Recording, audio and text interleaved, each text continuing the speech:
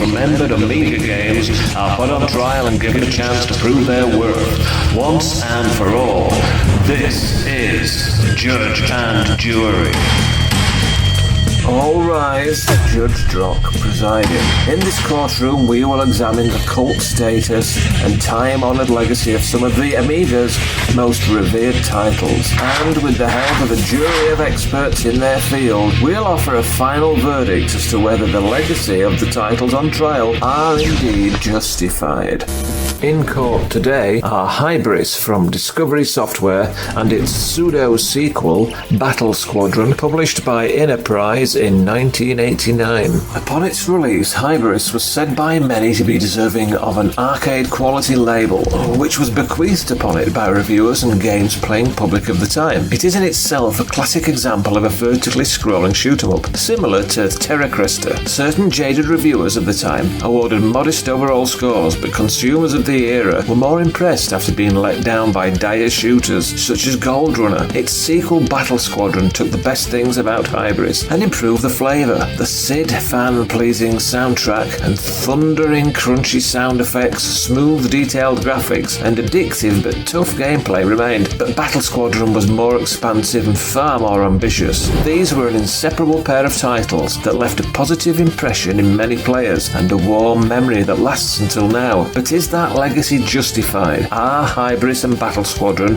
really the great games we remember them to be? Or do we simply hold them dear as we desperately craved a great shoot-em-up fix at the time? When stood-along titles such as the god-awful Gold Runner and Cyclops' dire Anarchy, did these games appear better than they actually were? Well, the jury shall decide. Now let's meet the defendants. Hey everyone, I'm Mark McRae, originally from London, England, now residing in Wellington, New Zealand. I'm a massive fan of anything Commodore 64, Amiga and arcade gaming related, and I'm also a contributing writer and editor for the Zap Amiga magazine from Fusion Retro. I'm also delighted to be discussing classic Amiga games on this channel, which I hold in such high regard. Hey everybody, Bastish B here for the 64K YouTube channel. I'm originally from South Africa and now live in Canada, and I'm so glad to be finally making a series about classic Amiga gaming. Hi, my name is David Modilak. I live in the United States and I've been a long-time Amiga fan since I purchased my first Amiga 500 back in 1988. You may now present your evidence. The Amiga was blessed with a lot of really fantastic arcade-style shoot-em-ups in its lifespan, but this double dose from Capcom in the late 80s really set the bar high quality-wise. I purchased my Amiga 500 during the summer of 1988, and the first game I took home with me was Arkanoid by Discovery Software. For those that have played the game, you know it was a spot-on conversion of the Taito Ball and Paddle arcade classic. Unfortunately, Discovery only published a couple of titles, but I always kept my eyes open for anything that they put on the shelves. Hybris was released by Discovery a few months later by developers Capcom, and it definitely lived up to my expectations. Hybris. Wow, I have such fond memories of this game. At the time this came out, I still had a Commodore 64, which was starting to wane a little bit at that time, around early 89, and the 16-bit machines were beginning to wind up. I remember going around a friend's house and just being wowed by some of the demos around at that time, showing off the capability of the Amiga. And there were two games in particular that caught my eye, Xenon and Hybris. I played both games tons that day, and Hybris in particular made me decide it was time to put an Amiga on my Christmas list. Having originally played Hybris a few years after its release, I enjoyed it, but it was honestly quickly forgotten in the glut of early 90s shoot-em-ups I was playing at the time. Fast forward to now, having not played it in almost 3 decades, it was a pleasant surprise. Battle Squadron, the spiritual successor, was released a year later in 1989, but on the Electric Zoo Enterprise label and not Discovery. Battle Squadron is a game I've played a lot over the years, and it honestly never gets old. This pseudo-sequel always felt like the big 16-bit brother Hybris wanted to be, dialing everything up to the max. While it wasn't based on an actual arcade game, it looked, sounded, and played like one. When it loads up, the first thing that grabs your attention are the first few bars of the title music, which was very much like SID music, that memorable synth and deep bassy drum beat. Just such a great tune. For a 64 user, it was the first time I thought a 16-bit machine could actually produce sound worthy to classify as Succession. And if you remember the Atari ST sound, you'll know what I mean. Smooth scrolling, fast action, and a rocking soundtrack. It was exactly what Amiga owners wanted. The graphics are really well drawn and colourful, although I didn't get the initial wow factor as I did with the base relief graphics of Xenon. And especially one to show off to our non-Amiga owning friends. I found the scrolling and movement so smooth though, leading to a much faster game that I enjoyed way more than Xenon in the end. Its early 80s arcade's roots shine through and is a great reminder of simplicity over complexity. This is only marred slightly by the common effect back in the day where the sound effects would kind of share the same channel as the sound, so part of the sound would pause as you blast away, but still a great achievement from composer Paul van der Wijk. It wasn't available anywhere else and was far ahead of anything that was previously available. The gameplay though is pure arcade, with a unique style of weapon upgrade which you use in conjunction with smart bombs to find the best strategy for each level. It's a great blaster, and I keep changing my mind on whether I like it better than its sequel Battle Squadron or not. The tunes still absolutely rock with that wonderful Amiga synth drum sound pumping through the speakers and then some. The great sound effects complement the action. After loading this back up for this review, the title music still grabs your attention, and if you have nostalgic memories of this game, the hairs will just stand up on the back of your neck when you hear it. I guess you could say the graphics are looking a bit dated slightly, but no more than any arcade shoot 'em up of that era. The graphics do look a bit dated now, and the repetitive nature of the backgrounds do detract slightly, although reviews of the time did mention this. And if you went to a modern arcade and you saw this in a cabinet, say next to Terra Crest or Slapfight or something, Hybris would stand up in its own right for sure. While the game has similar qualities to Hybris, it does its own thing with a different power-up system, has a 2-player mode, and non-linear level play. It was very well received back in 1989, and I can see why. The graphics are great in this one, with detailed landscapes and just generally more modern looking than Hybris. In terms of graphics, it is one of the best looking shooters on the platform. I especially love the enemies hidden under the cloaking devices. That still looks really awesome to me. Graphically, its beautiful pixel art arcade look would not have looked out of place in any arcade of that era. This one has a slightly wider playing area as it scrolls slightly left and right to give you more room for movement, and the scrolling is super smooth. Living in the USA, I didn't realize at the time that the game was reformatted for the NTSC standard, and due to a smaller size playfield, the game is a lot tougher. Seek out the PAL original if you are emulating the game. And the tunes are just fantastic. Pure rocking goodness and as catchy as hell. The obvious enhancement with Battle Squadron is the 2-player cooperative mode, which is always great fun and quite unusual for a shooter, especially on the Amiga. The sound is awesome on this one too, although for me it's just not as memorable or distinctive as Hybris. The game is still a challenge, easy to get into but hard to master, and that's still one of its best features for me. It's really hard to knock either of these titles. They are widely thought as some of the best vertical shooting on the old Amiga. For my money, Hybris' legacy is intact because it simply all comes down to gameplay in the end, and it still delivers in that department. In my opinion, a great throwback to that vintage arcade-style shooter. So my verdict? A worthy shooter which still holds up today. 2 thumbs up for both in 2021. Battle Squadron is probably the more polished shooter overall, with the improved graphics, bigger game and the 2-player mode, but Hybris has that little something extra. But I'd say Hybris is the more enjoyable game for me, and if I had a spare 15 minutes and didn't have a friend to join me, I'd always choose Hybris. I give it the thumbs up in the legacy department, all the way. And the verdict is justified. The court is now adjourned. All rise, and we'll see you again soon for the next case.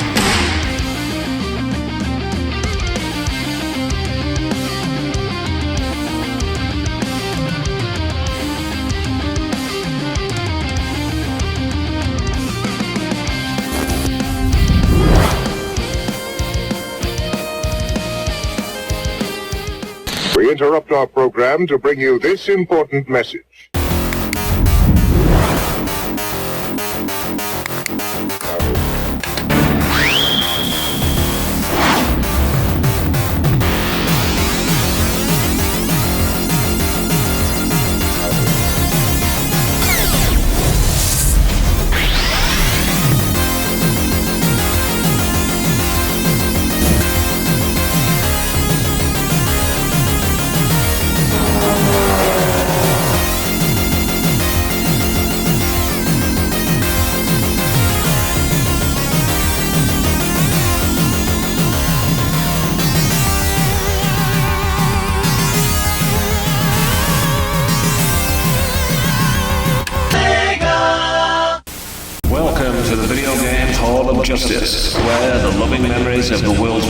remembered Amiga games are put on trial and given a chance to prove their worth once and for all.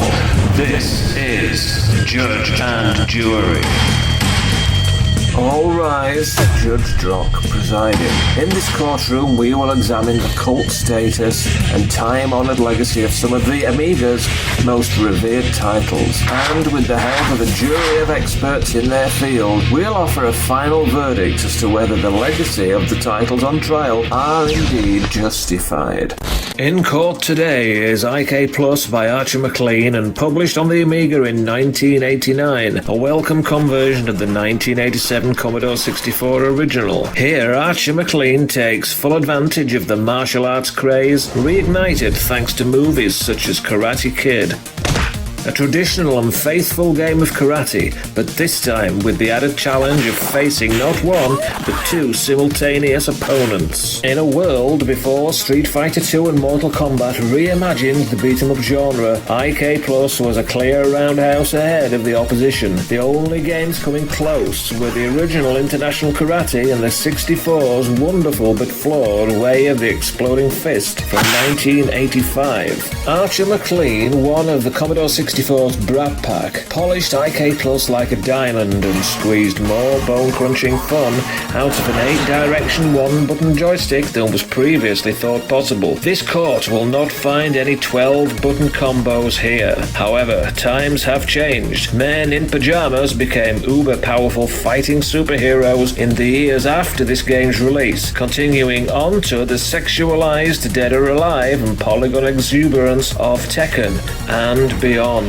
So, today we invite Archer McLean into the house to stand trial and prove his creation's legacy is justified. This is not Archer's first time in front of a judge, however. Data East took the original International Karate to court, claiming plagiarism of its arcade hit Karate Champ, a case that was overruled when it was decided that you could not copyright a sport. Archer was deemed a developer ahead of his time, but has time finally took its toll on IK Plus, or are the fun and thrills of this 80s classic undiminished by its age? Today, in the courtroom of Amiga video game justice, once and for all, the jury shall decide. Now let's meet the defendants. Hey everyone, I'm Mark McRae, originally from London, England, now residing in Wellington, New Zealand. I'm a massive fan of anything Commodore 64, Amiga and arcade gaming related, and I'm also a contributing writer and editor for the Zap Amiga magazine from Fusion Retro. I'm also delighted to be discussing classic Amiga games on this channel, which I hold in such high regard. Hey everybody, Bastish B here for the 64K YouTube channel. I'm originally from South Africa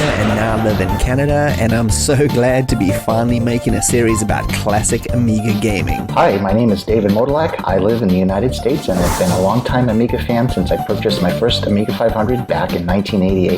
You may now present your evidence.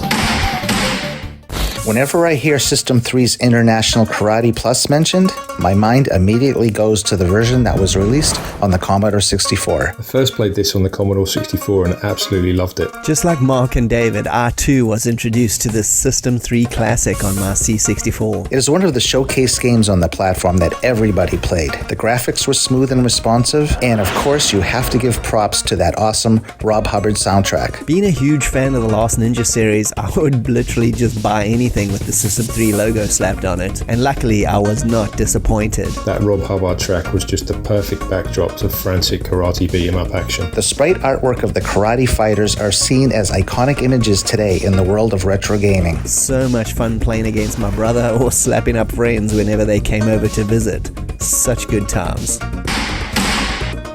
But we are here to talk about the Amiga version, which came out in 1988, a year after the C64 version. When I first saw the graphics to this game, I was pretty envious. I mean, the C64 version is no slouch in the looks department, but this just had that glossy 16-bit styled arcade quality look that made me want to go out and buy an Amiga just to play it. The Amiga got a great port, with crisper, more detailed graphics and bone-crunching sound effects, which were actually sampled from Bruce Lee's Enter the Dragon, a great film. Overall, the gameplay is pretty much intact, and the graphics got a facelift. Not a major facelift in my opinion. The colors are brighter, the ground has more detail, and there's some additional shading, but it looks nice. I must say I prefer the gritty soundtrack by Rob Hubbard to the version coming out the Paula audio chip though. The sample Bruce Lee sound effects are excellent, and like the Double Dragon arcade, they really sell the beat-em-up action completely, coupled with a really good Amiga drum and bass version of Hubbard's tune that sounds absolutely fantastic by David Lowe, and I think the meaty deep beats on this version complement the loud, more realistic sound effects perfectly.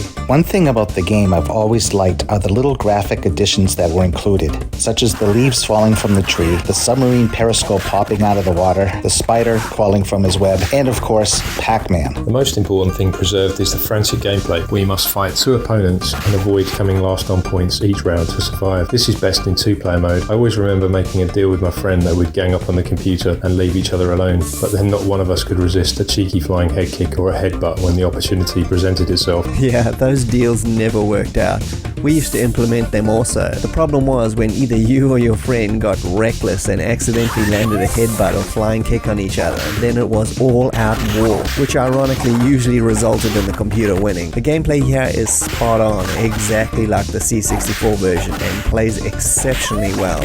Using directions to perform attacks may seem a little weird to younger players, but give it 5 minutes and a little bit of practice and it truly feels natural and is quick and responsive, just like the original. IK Plus on the Amiga also included a new bonus round in addition to the bouncing balls. It's a bomb kick stage that adds a little bit more variety to the game, and it is not very easy. The minigame ball bouncing sequences here as well, adding that much needed variety to the gameplay. Plus there's a new one, a bomb minigame as well, which is just as much fun but way harder. But again, it's still a welcome addition and definitely keeps you on your toes. I find it can be difficult to line up your foot at just the right length in order to hit the bomb. It really takes a lot of practice. I also love the interlude sections between bouts, where you need to survive a raft of bouncing balls or ticking bombs. The bomb section was new for the Amiga, and I always enjoyed the challenge of trying to kick them away quickly before they blew me to smithereens. Not only are there multiple speeds and skill levels, it's rewarding on its own to achieve new belt colors,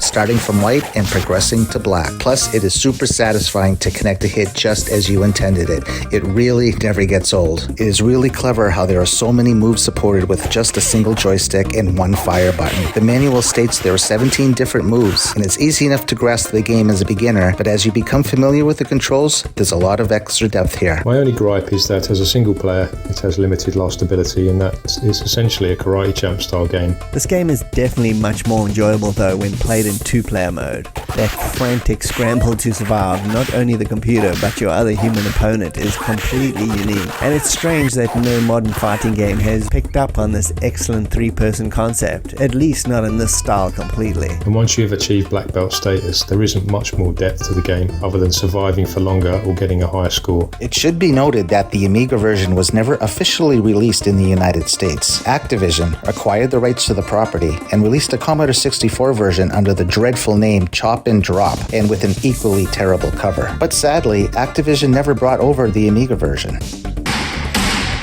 I give this game very high marks and consider it to be the best fighting game on the Amiga. It's still the best game in its genre to this day, and in 2022, I give this a big thumbs up with its legendary status, justified. Overall for me, it's pure class all the way. Usually Amiga versions of C64 games never work out too well. Just see Creatures for an example. But this year is handled so well, and it's probably due to Archer doing everything himself, so the game feels 100% authentic to the original, as these style ports were usually farmed out to the highest bidder, who had no personal attachment to the game. Having said all that, I think RK Plus's Amiga Legend status is completely justified. And the verdict is justified. The court is now adjourned. All rise, and we'll see you again soon for the next case.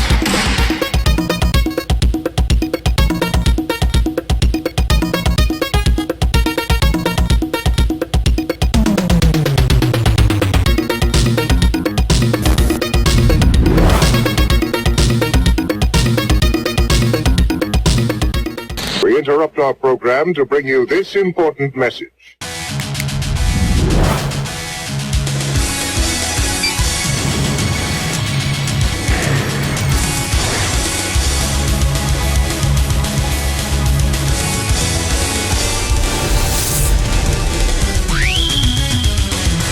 Xbox 360 シューターコレクションスペシャル Welcome to the Video Games Hall of Justice, where the loving memories of the world's most remembered Amiga games are put on trial and given a chance to prove their worth, once and for all. This is Judge and Jury.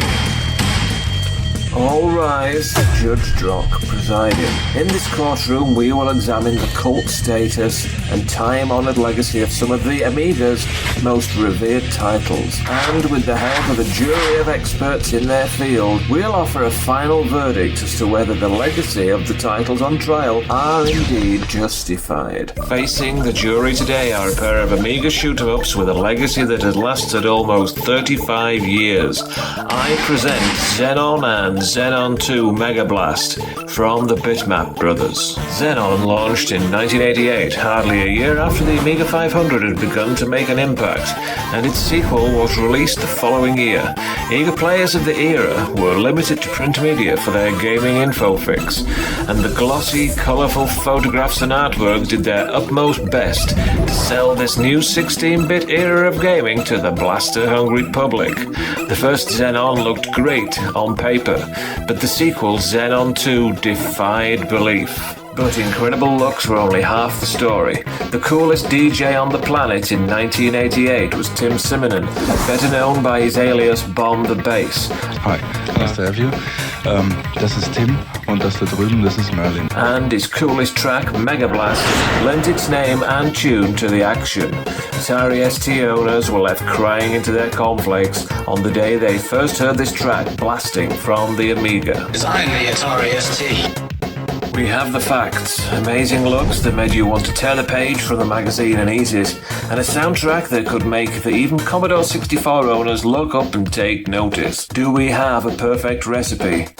The jury shall decide. Now let's meet the defendants. Hey everyone, I'm Mark McRae, originally from London, England, now residing in Wellington, New Zealand. I'm a massive fan of anything Commodore 64, Amiga and arcade gaming related, and I'm also a contributing writer and editor for the Zap Amiga magazine from Fusion Retro. I'm also delighted to be discussing classic Amiga games on this channel, which I hold in such high regard. Hey everybody, Bastish B here for the 64K YouTube channel. I'm originally from South Africa and now live in Canada, and I'm so glad to be finally making a series about classic Amiga gaming. Hi, my name is David Modilak. I live in the United States and have been a long-time Amiga fan since I purchased my first Amiga 500 back in 1988.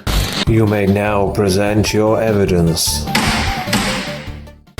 The original Xenon is a game I remember quite well. It was probably the second or third game that I bought for my Amiga 500 back in the late 1980s. And actually, Xenon wasn't released by itself here in the United States. It was packaged in a bundle from Arcadia, distributed by Electronic Arts, in a package called Awesome Arcade Action Pack Volume 1. It also included Sidewinder and Blast-A-Ball. My experience with the original Xenon came from the mediocre Commodore 64 version, unfortunately, which, if you've ever played it, has the most bland color palette I've ever seen in a game. So in that sense, I never really bothered with the Amiga version until loading it up now. I have really fond memories of Xenon, as this was the first 16-bit game I ever played, admittedly the Atari ST version. But I was so amazed by the graphics and sound that I fell out of love with my Commodore 64 almost instantly. I have since rekindled that relationship though, and I hope all is forgiven. Xenon 2 Mega Blast was the follow-up, released in 1989. It's another vertical shooter and had pretty good reputation during its release. I remember seeing the reviews for Xenon 2 in every magazine I got back then. Every one of them raving about it, giving it top scores across the board. I would just sit there and drool over the screenshots. I just couldn't believe it was a home game and not an arcade. It made me want to get an Amiga so much. Fortunately, my local software shop had a demo of it on display, as they had with most new Amiga games, so I got to play it not long after its 1989 release. On loading up Xenon 2, the Bomb the Bass intro hits you, and it's still really impressive today. It really gets you pumped up for the game. Xenon is a pretty straightforward vertical shooter, but there is something unique here. You can toggle between either a fighter ship or a tank by hitting the space bar or rapidly wiggling the joystick, which provides a little bit of a strategic element to the game. Sector Kickoff one, when I first saw that digitized dude zoom in and say that, well, that just blew my mind. It's still pretty cool today and gets you into the action straight away. So jumping from my experience with the C64 version to the Amiga one was like night and day. Those shiny metallic graphics just immediately grab your attention, like all Bitmap Brothers games. It has a genuine arcade look, and I was pretty impressed. It also has quite a few power-ups, which add some variety. Power-ups were pretty widely used at the time and expected in these types of games, especially from this era. For an early Amiga title, the game scrolls very smoothly. There isn't any noticeable slowdown. For the first game released by the Bitmap Brothers, it's a competent game and a pretty good first effort. Bas relief is one of those terms that sticks out in my mind from Zap 64 reviewers back in the day, describing the raised metallic graphics used in games like Iridium and Paradroid. Xenon uses bas relief graphics to stunning effect, and I still think they look great even today. The ability to jump from your ship to a tank on the fly is pretty unique and an interesting concept. It does require lots of trial and error though, knowing when to switch and doing it quickly. Slapping that spacebar is simple enough, although you lose a vital second of control, which in a chaotic game like this often means your death. The graphics have that industrial metal look, at least until you get to the later levels. It's the iconic Bitmap Brothers graphics style, something you'd see later on in their popular Speedball titles. Unfortunately, the game has a pretty limited color palette and shows its Atari ST roots. Design the Atari ST. The graphics are nice, it looks good, but the Amiga can do so much better. I think the ability to switch between ground ship and fighter jet was pretty groundbreaking at the time, no pun intended. I'm not sure there were many games that tried that before or since. What was really annoying though was waggling the joystick to switch. Sometimes this would be totally unintentional. You'd be like moving around like mad to escape the chaos, and suddenly you'd land right on top of a cluster of alien tanks. And then on the flip side, when you wanted to switch, you'd waggle like mad and it just wouldn't happen. A bit like trying to get hyperspace in the Millennium Falcon. The music overall is pretty good by David Whittaker, who did many excellent C64 and Amiga tunes. It's not his best work by any means, but pumps along to the action. I really love the Rob Hubbard style electric guitar bits, but none of the tunes overall are very memorable compared to David's other work. The music, it has its moments, especially the electronic guitar sounds, but otherwise it's very high-pitched and chirpy, and very repetitive. The music was done by David Whittaker, who's done some amazing work, but this one just isn't one of my favorites. Though it's not Bomb the Bass, the music by Dave Whittaker is catchy, especially that electric guitar, which the Atari ST version never had, and it really gets you toe-tapping as you make your way up the screen. Shame there's no ending screen though, but not that I would have made it anyway, as the game is so damn hard. The game only has a handful of levels, but even more importantly, the game is just way too hard. Even getting past the first level is an achievement. Without using a cheat or some type of trainer, I don't think many people got too far in the game. There's no continuous saves or anything like that. You get 3 lives and you're done. Honestly, Xenon is just too difficult in my opinion. The bosses are absolutely brutal, and surviving to the end of any level is a miracle in itself, and that then just saps the fun out of the game for me at least. The solo flying levels are much more manageable, but the tank ship combo ones are just way too difficult. The game does look amazing in the graphical department. It's much more detailed in the original, and it mostly drops the industrial look and leans in more on organic growths and alien creatures. Seeing screenshots of this game in magazine previews really set expectations high. The Bitmap Brothers had this kind of stamp of quality in all their games, certainly in the presentation department. This game was a huge leap forward in terms of presentation and sound, and considering they were released only 1 year apart is quite the feat. The Bomb the Bass intro just grabs you immediately, even though it's a blatant rip-off of the theme to John Carpenter's Assault on Precinct 13. I mean, just listen to this.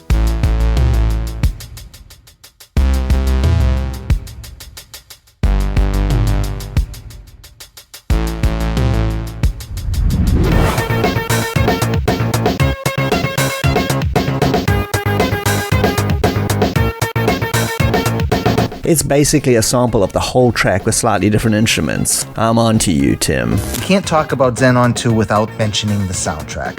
An arrangement of Mega Blast from Bomb the Bass. It was one of the first games to feature a song by a well-known musician. The music is filled with lots of samples and thumping drum beats, and it is pretty impressive. Along with the graphics, it's what people talk about when this game is mentioned. However, this is the only song in the game, and it does repeat over and over. It is a shame that in-game music clashes with the sound effects though, with the sound effects getting priority. It can be distracting at times when a key channel of the music cuts out, especially when using autofire. The graphics in this game are absolutely gorgeous. The further you get, the more you're treated. The giant bosses are impressive, and the alien creatures are a welcome addition to the slightly boring metallic beasts of the first game. An interesting feature in Xenon 2 is that you have the ability to reverse direction and scroll downwards rather than up. And you sometimes need it, as there are several dead ends you might encounter as you progress through the game. I also get to give props to the shop owner, who they give the name of Crispin. I love the design of this guy. Kinda looks like something from Predator. He has become sort of an iconic image over the years in Amiga gaming. The guy is rude as hell though. You can't fault the graphics, which are absolutely stunning. Phenomenal detail on the sprites and backdrops, and that kind of coral parallax layer adds a real sense of depth. Now, I may be in the minority here, but despite the impressive aesthetics, I think the game is overrated. Cue shock picture. Oh my god! It's a classic case of form over function for me, and if you're really into your shoot-em-ups, you'll find something lacking if you scratch beneath the surface. Visually and sonically, Xenon 2 is amazing, even though only using one audio track for the entire game does get a bit tiresome after a while. The quality at a quick glance is spectacular. Gameplay though is a bit chunky. It's satisfying with its big power-ups, but still kinda lacks that addictive quality that games like Battle Squadron have. Personally, I find the controls a bit loose, and the collision detection is slightly off in places, just enough to affect gameplay. The weapon upgrades are really impressive, probably some of the best in any game, however they do slow down the action in later levels. Now onto the gameplay, which is where I have to knock some points off. Simply put, the game is slow and sluggish, and the frame rate just makes the game feel choppy. Your ship is big, especially when loaded up with side guns. The aliens are big, and the tunnels and walls just make everything feel cramped. While there are lots of power-ups, it tends to make the game feel unbalanced. And like the original, the game can be super difficult. But at least there are some continues, so it's possible to play a while with some practice. But overall, it just lacks that something that the top shooters all had, and I'm talking Battle Squadron, Project X, for example. So, overall, both Xenon and Xenon 2 might be considered classics for the Amiga, but in my opinion, there are so many better shooters out there that are worth your time. The first Xenon is well made and impressive for a first game by a team, but the insane difficulty and twitchy swapping mechanic make it a difficult game to enjoy today. So for me, its legendary status is unjustified. Overall, it's still a great game in my opinion, and one that I crank up regularly. I think this one holds up today, so for me, it's justified. Xenon was a good first effort, and the sequel set the bar high for graphics and sound. But I feel both of these games suffer in the gameplay department. And at the end of the day, isn't that really what's most important? Xenon 2's visuals wowed me back in 1989 and took the press by storm. It was one of those games like Rise of the Robots that blitzed your mind with publicity and lulled you into a visual and audio feast. I am definitely not comparing this game to Rise of the Robots. It's vastly superior in every single way. But as a game now, it's just a bit of a chore to play, with its controls and difficulty just being a bit all over the place and not as slick as some other Amiga shooters that have aged way better. So in this sense, Xenon 2's legendary status, unfortunately, is slightly unjustified. Hybris, Battle Squadron, R-Type, Banshee, all are far better shooters, and I'd recommend any of those over the Xenon games. So for this time around, I am going to give my judge and jury vote a thumbs down. Back in 1989, I got caught up in the hype. Today though, I'm a bit more savvy, and my vote is not justified. And the verdict is unjustified for both. The court is now adjourned. All rise, and we will see you again soon for the next case.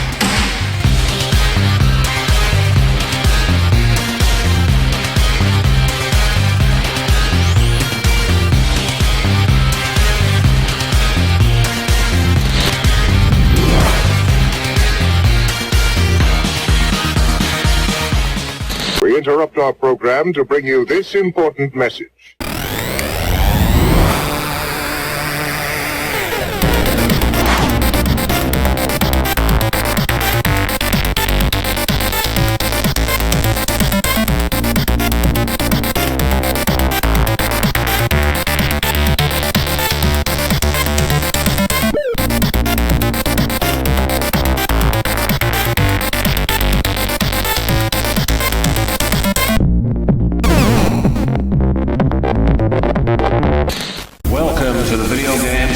Justice, where the loving memories of the world's most remembered Amiga games are put on trial and given a chance to prove their worth once and for all.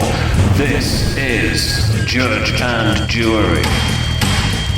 All rise, Judge Drock presiding. In this courtroom we will examine the cult status and time-honoured legacy of some of the Amiga's most revered titles. And with the help of a jury of experts in their field, we'll offer a final verdict as to whether the legacy of the titles on trial are indeed justified. In the Court of Justice today are two titles that will be no stranger to any Amiga owner. Speedball and Speedball 2. Released in an era when bigger, better, faster, more was no longer good enough. We had to send them into space, or even the future. Even James Bond and the Milky Bar Kid went into space. So why not ball games? There's no way the Bitmap brothers were not inspired by the likes of the 1975 film Rollerball. Itself a goldmine of ideas to later comics such as the 1977 2000 AD with its Harlem Heroes strip. Commodore 64 players thought their dreams had come true when Rocket Ball landed in their laps.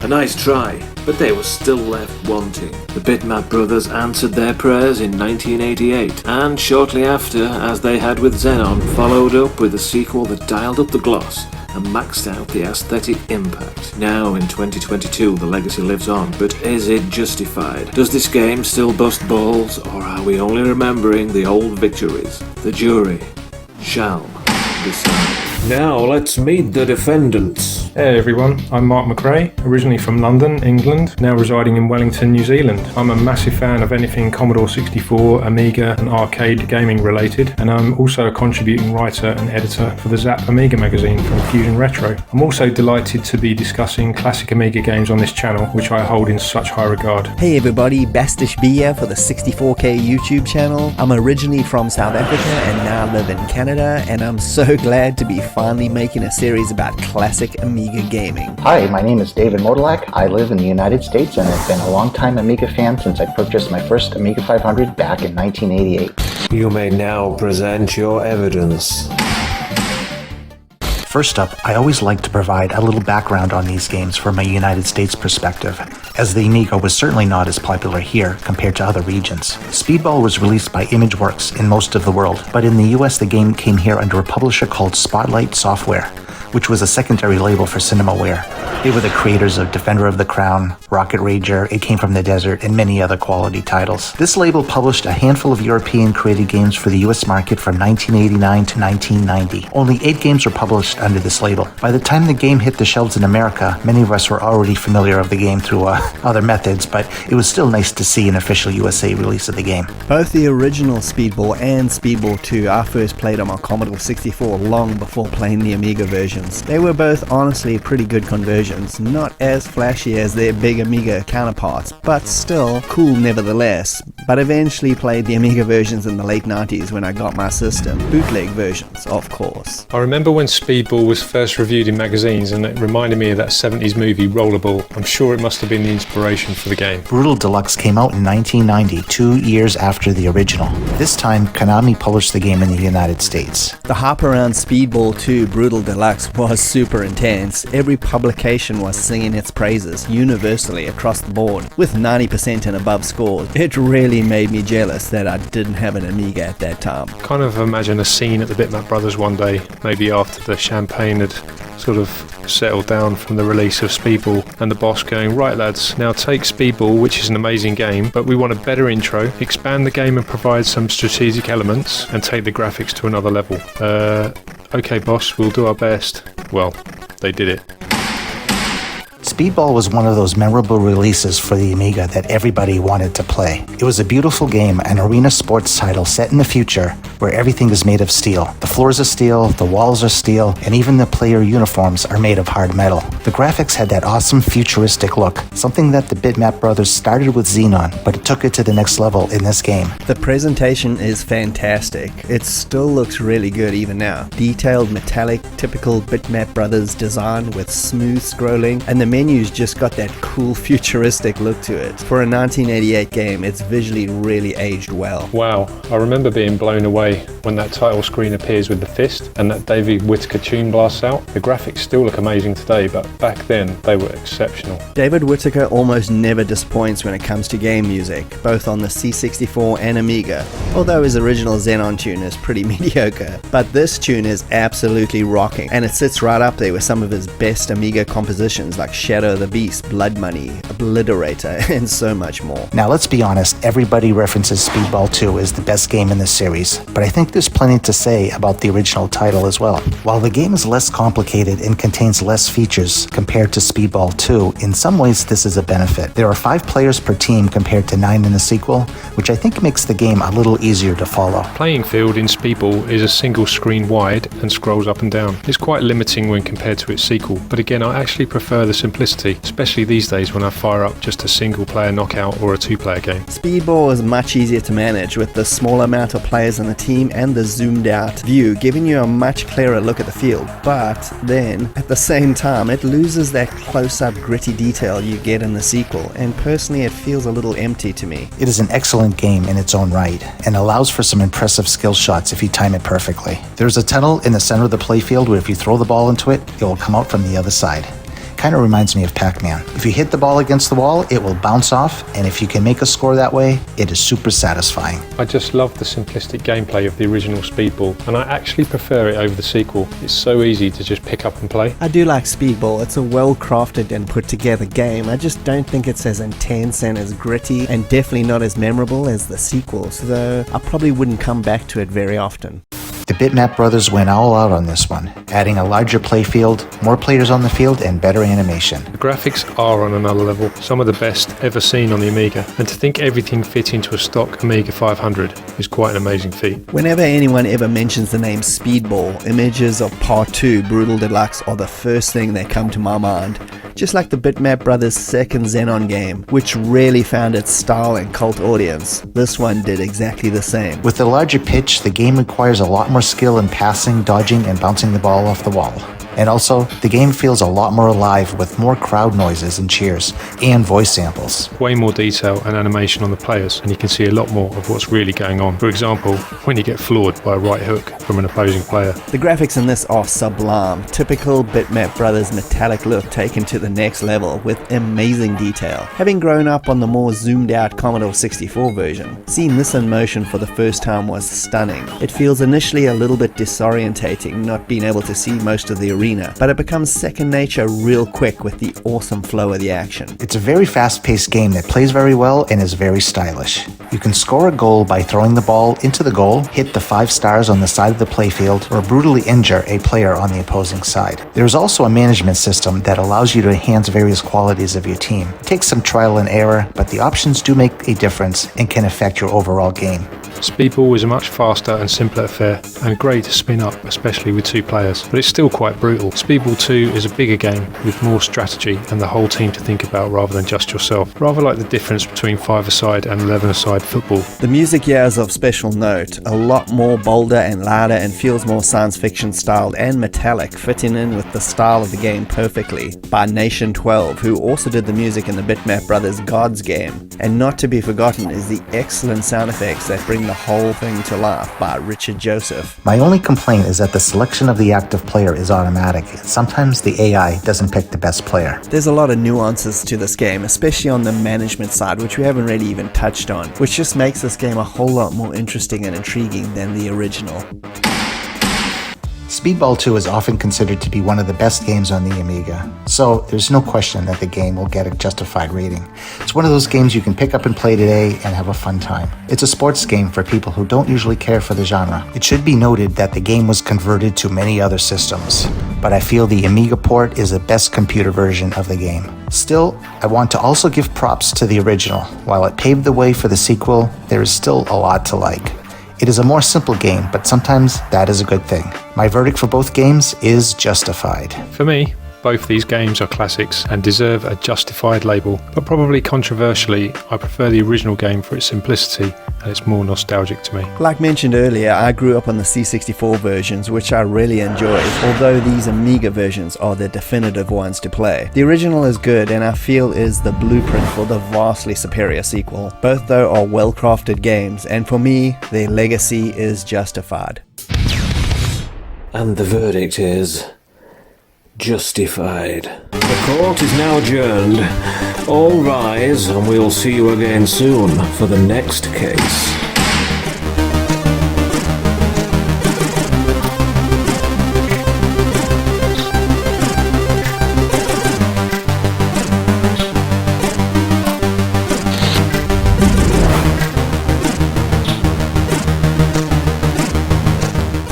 We interrupt our program to bring you this important message.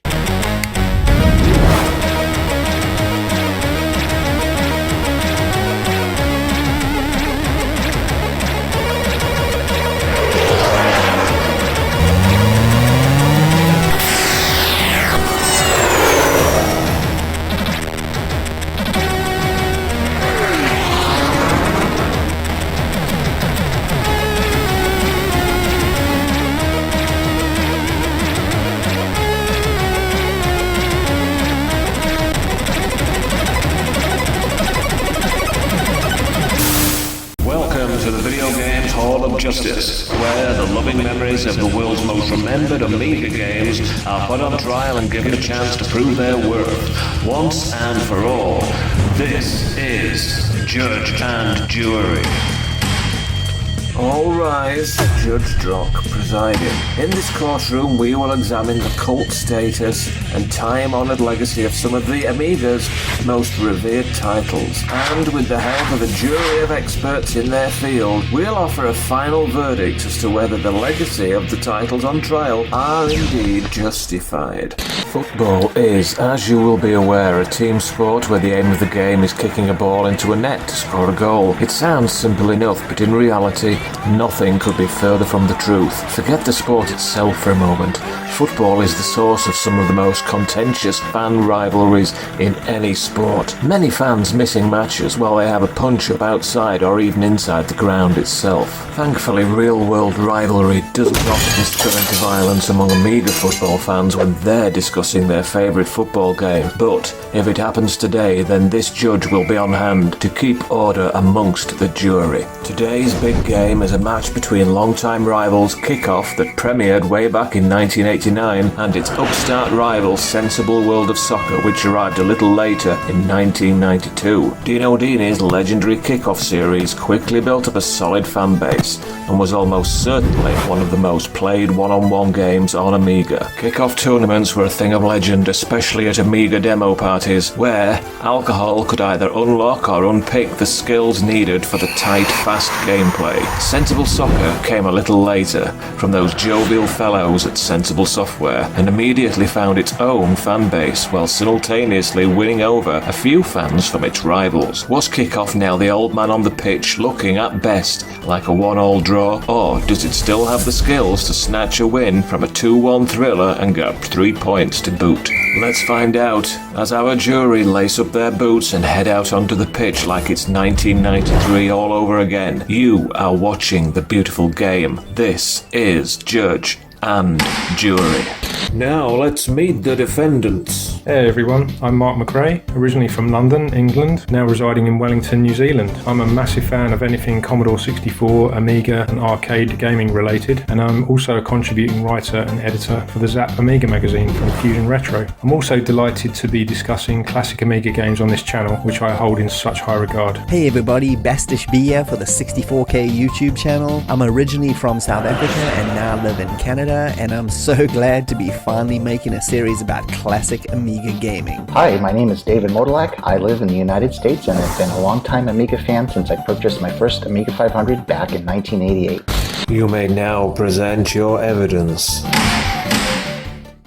For this episode of Judge and Jury, the process was much different for me as I was not very familiar with these two soccer games. I'm a bit of a football nut myself, which no doubt comes from being brought up in England. Memories of failed World Cups for England never fade, especially the infamous Hand of God incident with Diego Maradona in 1986. Images of my late father jumping up and down, cursing at the TV, are so vivid to this day. Just like David, I never experienced these games in the original Amiga versions as I played my C64 right up to the bitter end in 1993. I did switch though to 16-bit in 91 with the purchase of my Sega Mega Drive, and that's where I first played a latter version of Sensible on that system, which I really enjoyed. I was never much of a sports gamer, and when these games came out, my experience with video soccer was more or less limited to a couple games on the C64. International Soccer, a brilliant game released by Commodore, and Microprose Soccer to a lesser extent, which is actually a precursor to the Sensible Soccer series. Now in the arcades, Tekkan's World Cup with its frantic trackball action and Taito's Kick and Run, they were my favourite football games, especially with two players. And actually comparing these two games is actually quite similar to comparing Kickoff and Sensible Soccer. One playing a game with just pure action and one graphically superb game with more features and frills. All the games had certain personality,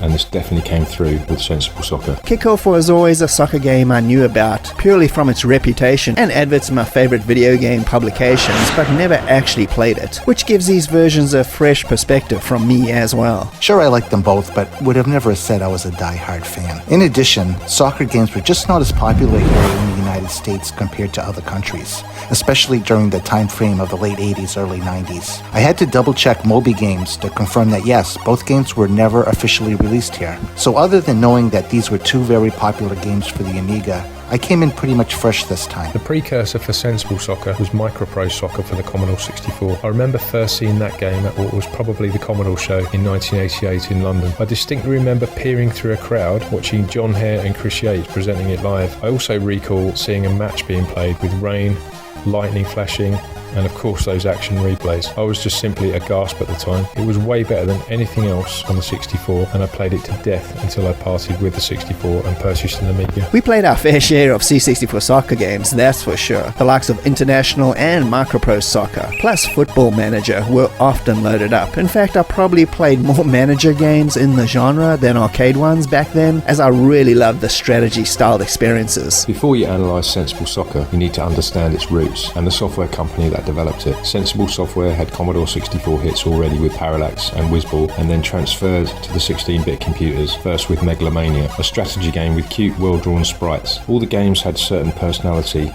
and this definitely came through with Sensible Soccer. We interrupt our program to bring you this important message.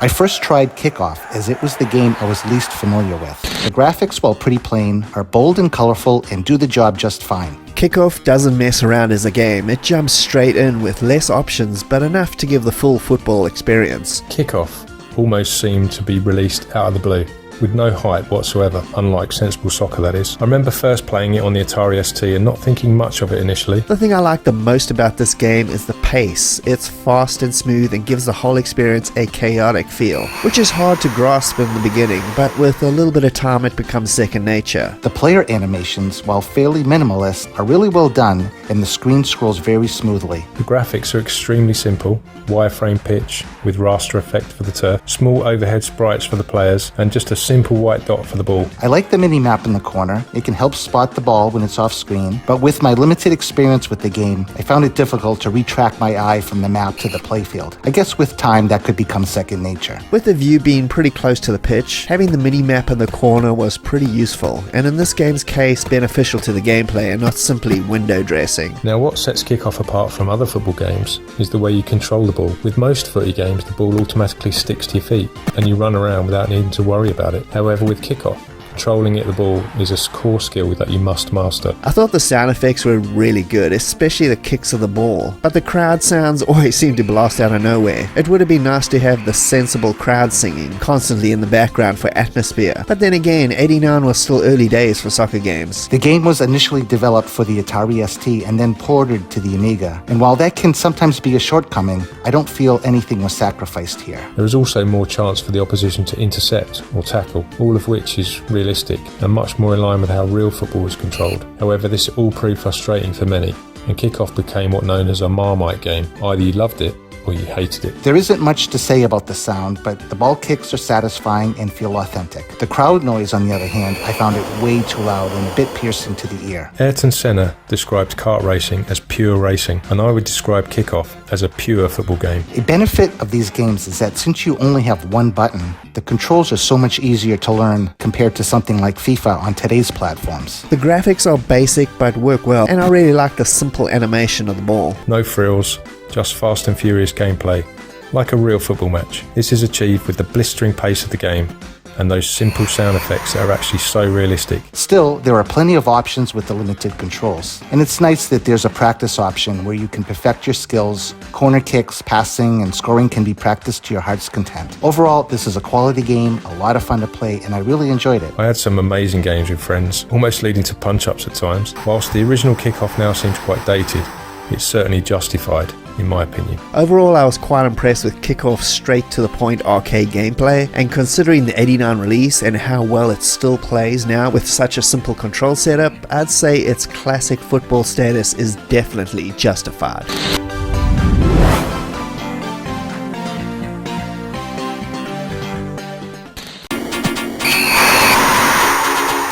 As I mentioned earlier, Sensible Soccer took cues from Microprose Soccer, which makes a lot of sense. Sensible Soccer is the complete opposite to Kickoff in terms of frills, whereas Kickoff is as plain and simple looking as you can get. Sensible Soccer had the sample title track, slick menu system, and detailed pitch graphics and sprites. It also boosted accurate player and team data from every national and club team in Europe. Sensible is just a really fun game, plain and simple. The small but very detailed character sprites always reminded me a lot of Japanese-styled arcade games in look. Again, we have a nice-looking top-down perspective, but the players here are much smaller, 12 pixels high to be exact. No game had this level of detail at the time, and as a football nut, this was a real pull for me. I could play as AC Milan with all their Italian and Dutch stars at the time, like Ruud Gullit and Paolo Maldini. The menus are extremely slick with tons of options and teams and leagues, and has a very cool bombastic intro song in typical Amiga style. Due to the smaller nature of the players, you can see more of the playfield as a result.